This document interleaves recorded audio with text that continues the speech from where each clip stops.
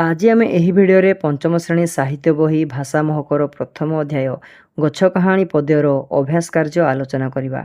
पूर्व भिडियो आम यही गछ कहानी पद्यटी पढ़ी बुझी। जदि ए पर्यंत तुम्हें माने सही भिडियोटी देखी ना तेबे मोर प्लेलिस्ट को क्लिक करी सही भिडियोटी को देखि पारिबो, अथवा मु डिस्क्रिप्शन रे से लिंक को मध्य दे देछि, से लिंक को क्लिक करी भी देखि पारिबो। देइछि एठारे आस कथा हेबा। एक नंबरटी कहिछि गछटी नरम गलारे काहाकू कहूछि। आंसर, गछटी नरम गलारे दुनियार सबु भाई और भौणी मानकू बा मानव समाज को उद्देश्य करी कहूछि। दुई नंबरटी कहिछि जन्म कालरू गछटी केउ केउ जातना सही आसीछि। आंसर, जन्म कालरू गछटी प्रकृतिर अनेक प्रतिकूल अवस्था जेपरिकी वर्षा झड़ी प्रखर खरा एवं काकर बा शीत आदि असह्य जातना सही आसीछि। तीन नंबरटी कहिछि गछ आम पई कोन सब साइति रखिछि। आंसर, गछ आम पई तार चेर मूल डाल पत्र सहित मिठा मिठा फल सुंदर फूल एवं शीतल छाई साइति रखिछि। चार नंबरटी कहिछि गछर भाषारे आमे काहाकू मूलमंत्र करिबा उचित। आंसर, गछर भाषारे आमे कर्म बा निजर सत्कर्म को जीवनर मूलमंत्र करी परोपकार करिबा उचित। पांच नंबरटी कहिछि कौन न करिबाकू गछटी अनुरोध करिछि। आंसर, गछटी तार डालपत्र भांगी ताकू व्याकुल न करिबाकू एवं जीवन रे केबे भी निजर कर्मपथरे अवहेला न करिबाकू अनुरोध करिछि। तापरे क नंबरटी देइछि तळे केते गुडीए प्रश्न और सेमानकर उत्तर रखा जाइछि। ठीक उत्तरटी पाखरे दिया जाइथिबा घरे ठीक चिन्ह दियो। एक नंबरटी कहिछि जीवन सारा केउ पथरे हेळा न करिबाकू वृक्ष कहिछि। ठीक उत्तरटी हेबो कर्मपथ। दुई नंबरटी कहिछि गछ कौन करी समस्त को छाई रे आश्रय देउछि। ठीक उत्तरटी हेबो बकल हृदय चिरी। तीन नंबरटी कहिछि जगत हितरे कौन करिबा उचित। ठीक उत्तरटी हेबो गछ लगाइबा। तापरे चार नंबरटी कहिछि पर उपकार करिबा पई काहाकू मूलमंत्र करिबा उचित। आंसर हेबो कर्म को। पांच नंबरटी कहिछि जानी पारिबोनी ए रूप मोहर केते साधनार फल ए कथा किए कहिछि। आंसर हेबो गछ कहिछि। तापर देइछि चिंता और कल्पना। एक नंबर क नंबरटी कहिछि गछ केबे काहा सहित कथा हेबार तुमे जानिछ। आंसर, साधारण भावे गछ मनीष भली पाटी रे कथा कहि पारे नाही, किंतु विज्ञान अनुसार गछ माने सेमानकर चेर एवं केतेक रासायनिक प्रक्रिया माध्यम रे माटी तळे परस्पर सह भाव विनिमय बा कथावार्ता हुअंती। विपद आसिले सेमाने अन्य गछ को संकेत मध्य पठांती। सेहिपरि गप बही और कवितारे गछ माने मनीष और पशुपक्षी सह कथा हेबारो आमे जानिछु। ख नंबरटी देइछि तुमे केबे गछ सहित कथा हेइछ कि। मने रख गछ माने परस्पर सह कथा हुअंती। आंसर, हाँ, मु मो बाड़ी रे थिबा गछ सहित मने मने कथा हुए। जेतेबेले मु गछरे पानी दिए सेतेबेले गछर पत्र गुड़िक पवन रे हलिले मते लागे से मते धन्यवाद जणाउछि। तापरे ग नंबरटी कहिछि मने कर तुमे गछटिए, तुमे तुम बंधु सहित कौन कथबार्ता हेबो कुह। आंसर, मु जदि गछटिए होइथांती तेबे मो बंधु को कहिथांती हे मोर प्रिय बंधु मो डाଳରେ झुलुथुवा मिठा मिठा फल गुड़िक तुमे आनंद रे खाओ, मो छाई रे बसी टिके विश्राम नियो, किंतु मोर अनुरोध तुमे केबे भी कौनसी गछ को काटी नष्ट कर नाही, कारण आमे बंचिले ही तुमे माने अम्लजान पाई सुस्थ रहिबो। तापर दुई नंबर खटी कहिछि दिने सकाळे तुमे बुलुथुवा बेले हाथी छुआटी जाउथुवार देखिलो। हाथी छुआटी तुमको देखी अटकी गला, तुमे भी अटकी गल। परस्पर को किछि समय चाहिलो। धीरे धीरे तुम दुहींको मध्यरे बंधुता आसिला। तुमे दुहे कथावार्ता हेलो। तुमे दुहे कौन कथावार्ता हेलो बंधु मेଳରେ आलोचना करो। आंसर, मु अरे वाह केडे सुंदर हाथी छुआटी। तुम ना कौन, तुमे एठी एकुटिया काहींकी बुलुछ। हाथी छुआ उदास मनरे मो ना काळू, मु मो माँ सहित जंगल रे बुलुथिली, किंतु किछि मनीष जंगलर गछ सब काटी देबारु आमे बाटबणा होइगलु। मु मो माँ को खोजी खोजी एइठी चली आसीछि। मु ओहो बहुत दुखर कथा। आम मनीष मानक जोगु तुम मानकर घर नष्ट हेउछि। तुमे जमारू डर नाही, मु तुमर बंधु, मु तुमको खाइबाकू किछि कदड़ी देबी। हाथी छुआ खुशी होई लांगुड़ हलाई, हाँ मते बहुत शोष और भोक लागुछि। तुमे बहुत भल पिला, तुमे मते मो जंगलर बाट देखई देब कि।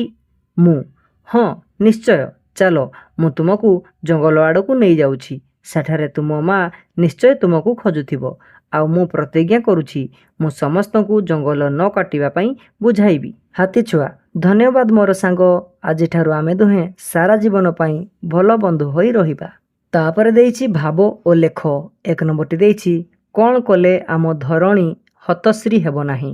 ଆନ୍ସାର, ଜଗତର କଲ୍ୟାଣ ପାଇଁ ଆମେ ସମସ୍ତେ ଅଧିକରୁ ଅଧିକ ଗଛ ଲଗାଇ ଚାରିଆଡ଼େ ସବୁଜିମାରେ ଭରିଦେଲେ ଆମ ଧରଣୀ ସଦାବେଳେ ହସିବ ଏବଂ ଆମ ପରିବେଶ ହତଶ୍ରୀ ବା ଶ୍ରୀହୀନ ହେବ ନାହିଁ।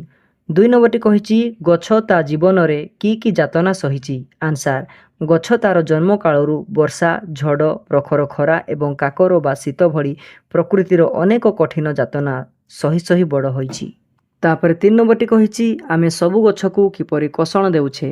ଆନ୍ସାର, ଆମେ ମଣିଷମାନେ ନିଜର ସ୍ୱାର୍ଥ ଓ ଫଳ ଖାଇବା ଲୋଭରେ ଗଛର କଷ୍ଟକୁ ଟିକିଏ ହେଲେ ନ ବୁଝି ତାର ଡାଳପତ୍ରକୁ ଜୋର ଜବରଦସ୍ତ ଟାଣି ଓ ଭାଙ୍ଗି ଗଛକୁ କଷଣ ବା କଷ୍ଟ ଦେଉଛେ। 4 ନମ୍ବରଟି କହିଛି ଆମ ପାଇଁ ଗଛ କ'ଣ ସାଇତି ରଖିଛି। ଆନ୍ସାର, ଗଛ ଆମ ପାଇଁ ତାର ଚେର, ମୂଳ, ବକଳ, ଡାଳପତ୍ର, ଫୁଲ, ମିଠା ମିଠା ଫଳ ଏବଂ ସଭିଙ୍କୁ ଆଶ୍ରୟ ଦେବା ପାଇଁ ଶୀତଳ ଛାଇ ସାଇତି ରଖିଛି। 5 ନମ୍ବରଟି କହିଛି ଗଛର ଉପକାର ପାଇଁ ତୁମେ କ'ଣ କରିବ।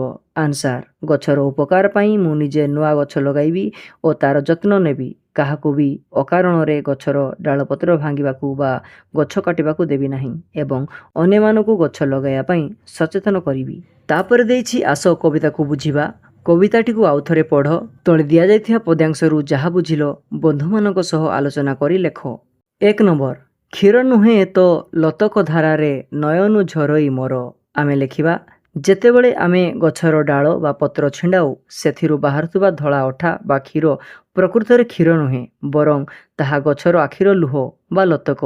ଆମେ ତାକୁ ଆଘାତ ଦେଇଥିବାରୁ ସେ କାନ୍ଦୁଛି ବୋଲି ଏଠାରେ ବୁଝାଯାଇଛି। 2 ନମ୍ବରଟି କହିଛି ଧରଣୀ ହସିଲେ ଆମ ପରିବେଶ ହେବ ନାହିଁ ହତଶ୍ରୀ। ଆମେ ଲେଖିବା, ଯଦି ପୃଥିବୀରେ ପ୍ରଚୁର ଗଛଲତା ରହିବ ତେବେ ଚାରିଆଡ଼େ ସବୁଜ ସୁନ୍ଦର ଦେଖାଯିବ, ଯାହାକୁ ଧରଣୀର ହସ କୁହାଯାଇଛି। ଧରଣୀ ଏପରି ସବୁଜିମାରେ ହସିଲେ ଆମ ପରିବେଶ କେବେ ବି ନଷ୍ଟ ବା ଶ୍ରୀହୀନ ହେବ ନାହିଁ। ତାପରେ 3 ନମ୍ବରଟି କହିଛି ମୋ ଫଳ ଖାଇକି ମୋହରି ଆଗରେ ଶପଥ କରରେ ରହି। ଆମେ ଲେଖିବା, ଗଛ ଆମକୁ ନିଜର ମିଠା ଫଳ ଖାଇବାକୁ ଦେବା ସହିତ ଅନୁରୋଧ କରିଛି ଯେ ଆମେ ସେହି ଗଛ ଆଗରେ ଏକ ପ୍ରତିଜ୍ଞା ବା ଶପଥ କରିବା ଉଚିତ ଯେ ଜୀବନରେ କେବେ ବି ଆମେ କର୍ତ୍ତବ୍ୟ ପଥରୁ ପଛଘୁଞ୍ଚା ଦେବା ନାହିଁ କି କାମରେ ଅବହେଳା କରିବା ନାହିଁ।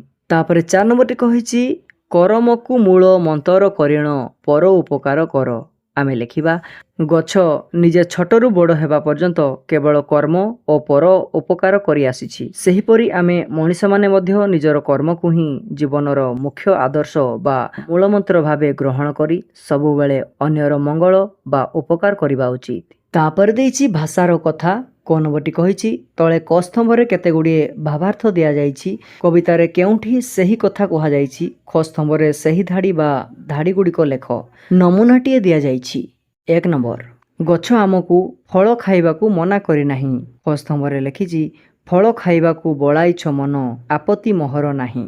2 ନମ୍ବର, ଗଛର ଆଖିରୁ ଲୁହର ଧାର ବହୁଛି। ଆମେ ଲେଖିବା, ଲୋତକ ଧାରାରେ ନୟନୁ ଝରଇ ମୋର। 3 ନମ୍ବରଟି କହିଛି ପ୍ରଚୁର ଫଳ ଦେଖି ମୋତେ ଈର୍ଷା କରୁଛ। ଆମେ ଲେଖିବା, ଆଜି ସିନା ତୁମେ ଈର୍ଷା କରୁଛ ଏ ରୂପ ମୋହର ଦେଖି ଫଳ ମାଳ ମାଳ। 4 ନମ୍ବର, ସାରା ଜୀବନ କର୍ମ ପଥରେ ରହିବ।